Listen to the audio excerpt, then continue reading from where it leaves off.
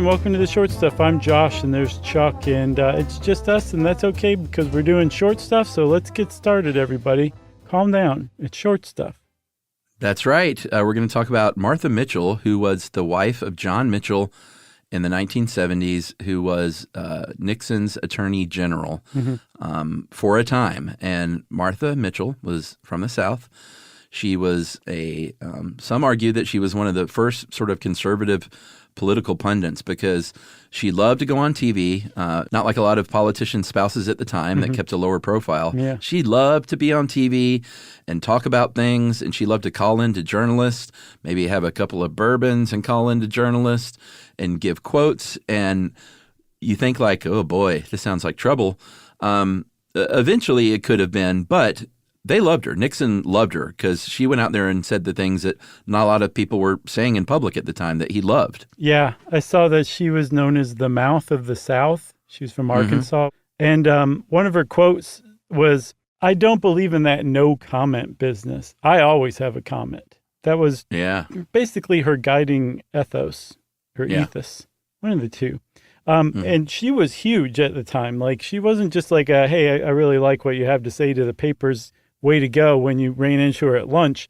Like in 1970 during the election, if you went to a Republican fundraiser, there was a really good chance that she would be speaking there. Like you said, people loved her, including Richard Nixon, who was just a fan, essentially. Yeah, for sure. In June of 1972, the Watergate building was burgled, as everyone knows. And Nixon and his inner circle were like, we didn't have anything to do with this. I don't know what you guys are talking about. And then one of them said, hold on a minute. There's something that Martha knows about this that could spell trouble for us. And this is that story because it gets pretty crazy. Yeah. So crazy that there was a series in 2022. Was it a series or a show? I think it was a series called Gaslit, starring Julia Roberts as Martha Mitchell, and a very heavily make-upped and balded and changed Sean Penn as John Mitchell. Yeah, although Sean Penn has done so many 8-balls, it's possible he just looks like that now. Oh, no, Sean Penn still looks good. This guy, he looked like John Mitchell, which is to say old and bald and a little tubby. And so just as a spoiler, John Mitchell eventually went to prison. He's the first and only U.S. Attorney General to go serve time in federal prison. That's how badly this went for him.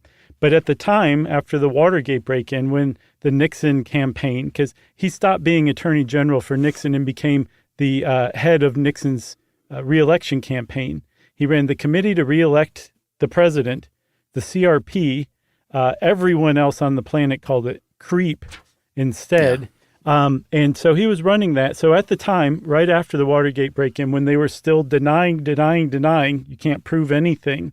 And he realized that his wife would definitely call the press if she got the chance. He hatched a plan to keep her from doing that. And like you said, it takes a crazy turn. And it's about here where it does, because he and Martha, John and Martha, were at a fundraiser in California at the time with Governor Ronald Reagan and John Wayne. And they were, that's when the news of Watergate broke, essentially. So John Mitchell flew back to D.C., but he said, Martha, stay here. And then he talked to some other guys, and he said, essentially, make sure Martha stays here. Keep her away from the newspaper, and do not let her call anybody. That's right. And the big reason that they were worried about her was not just because she liked to talk to the press, but it was because one of the people caught in the Watergate burglary and arrested was a guy named James McCord. He was a security director for the re-election committee for Nixon and had a very close tie to that family because when her husband quit the attorney general position to become head of that committee for re-election, she lost her Secret Service protection, and he got none other than James McCord to be her private personal bodyguard. So if you can add 1 and 2 together as Martha Mitchell, you would know if you knew James McCord was caught breaking into the Watergate that it probably had something to do with the Nixon campaign. Yeah. So I say we take a break and we come back and talk about Martha Mitchell's ordeal. Let's do it. S-Y-S-K. You should know. S-Y-S-K. You should know. No, it's Brian. Josh Clark.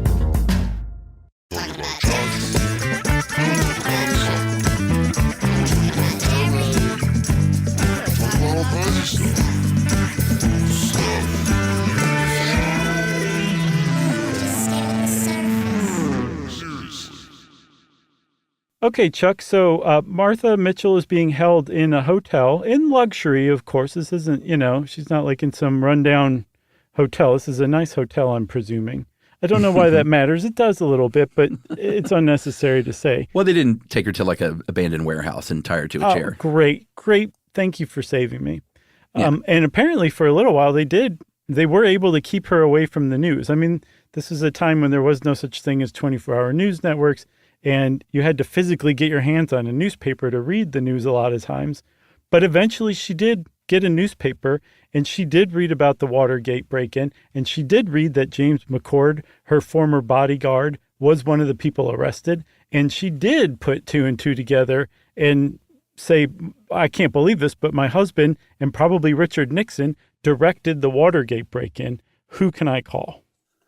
That's right. She was pretty mad about the fact that she was being kept in the dark. Obviously very frustrated.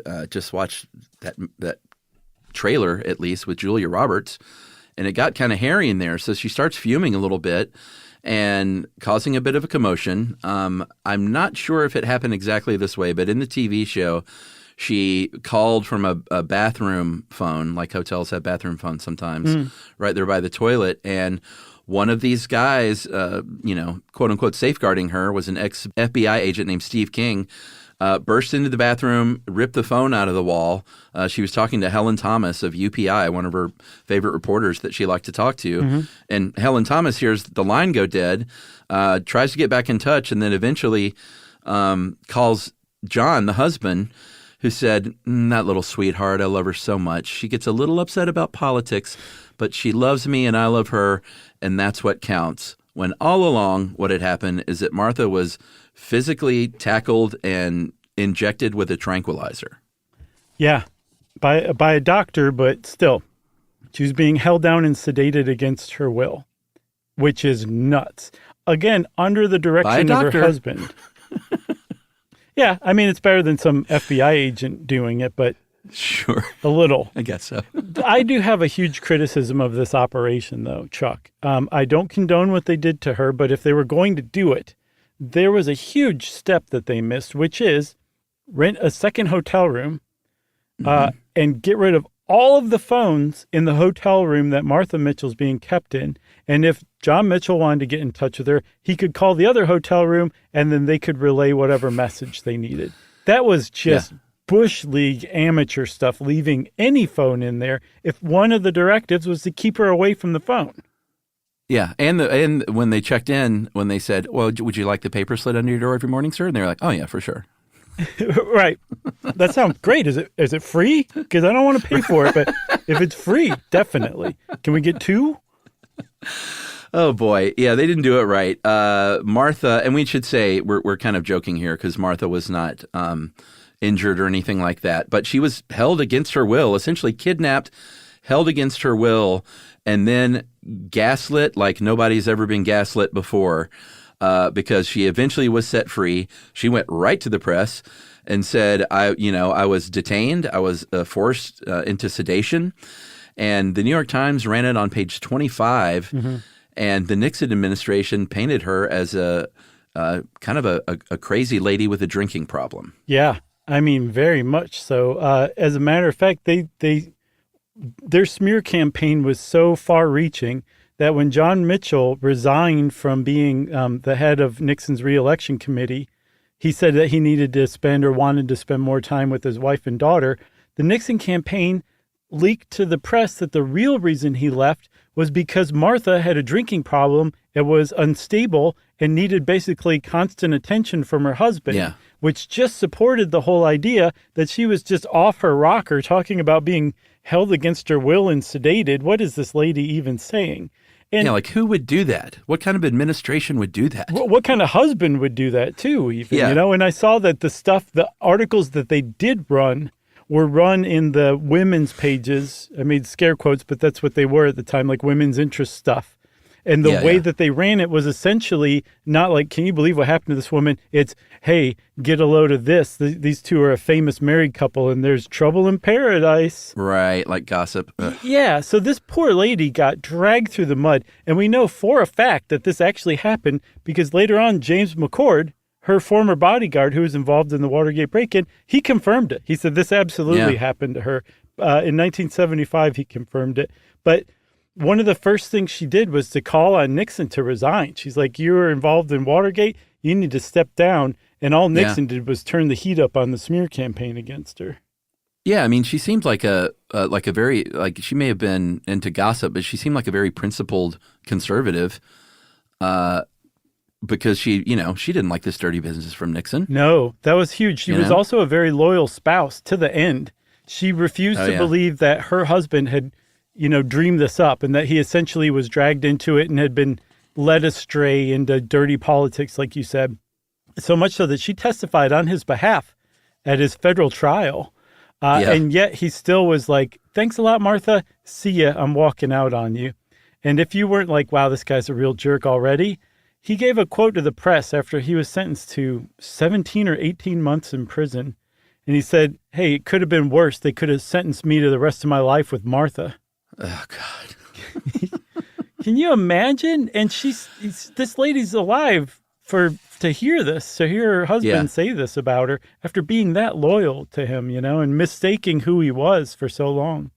Yeah, let's just go ahead and call him a real scumbag. Yeah, let's. I feel good about that. So Martha, like you said, her husband served 19 months in prison after walking out on Martha and their daughter in 1973. Mm-hmm. And later on, Martha, this gaslighting would actually become a term, the Martha Mitchell effect, because of what happened to her, which is a misinterpretation of a person's justified belief as a delusion. Mm-hmm. Very sadly, she died of cancer in 1976, just a couple of years after Nixon left office. And and Julia Roberts made a TV show about her. So at least her story got out there in a pretty major way, Yeah. And a few years after Nixon resigned, he gave an interview and he tried to drag her through the mud a little more, but ultimately he showed his hand and he kind of paid backhanded tribute to her by saying if it hadn't been for Martha, there never would have been a Watergate. Like he never would have been caught because he could have just kept denying. If you do that enough, you can get away with anything. And that was Nixon's plan, and Martha undermined that big time. We couldn't keep her sedated forever. Way to go, man. Who can't you do? Well, anybody very good. All right. Well, Chuck's saying that, and I don't know what to say, so short stuff's out. Stuff You Should Know is a production of iHeartRadio. For more podcasts from iHeartRadio, visit the iHeartRadio app, Apple Podcasts, or wherever you listen to your favorite shows.